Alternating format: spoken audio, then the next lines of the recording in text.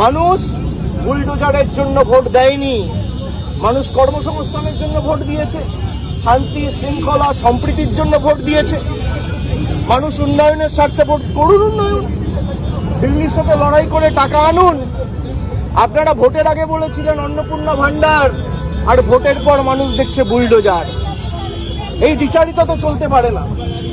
আমি মিডিয়ার বন্ধুদের বলবো, কোনো স্পেকুলেশন, কোনো আলোচনা না করে যদি কেউ ভুল তথ্য পরিবেশন করেন, আমরা কিন্তু বাধ্য হব হাইকোর্ট সুপ্রিম কোর্ট অবধি যেতে পৌঁছাতে।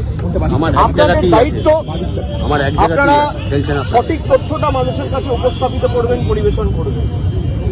আপনারা রটনাকে ঘটনা বানিয়ে দেখাবেন না। আমার সাথে তদন্তকারী সংস্থার কি কথা হলো, আমার সাথে অন্য কারোর কি কথা আপনি দেখিয়ে দিচ্ছেন। আমার সাথে রাহুল গান্ধীর মিটিং হয়েছে, তৃতীয় ব্যক্তি কেউ নেই, আমি আর রাহুল গান্ধী কি কথা হয়েছে আপনারা জেনে গেছেন। আমিও মিডিয়ার সাথে কথা বলবো। আপনারা জানছেন কোত্থেকে? আপনারা আপনাদের মতো স্পেকুলেট করে যা পাচ্ছেন বলে দিচ্ছেন।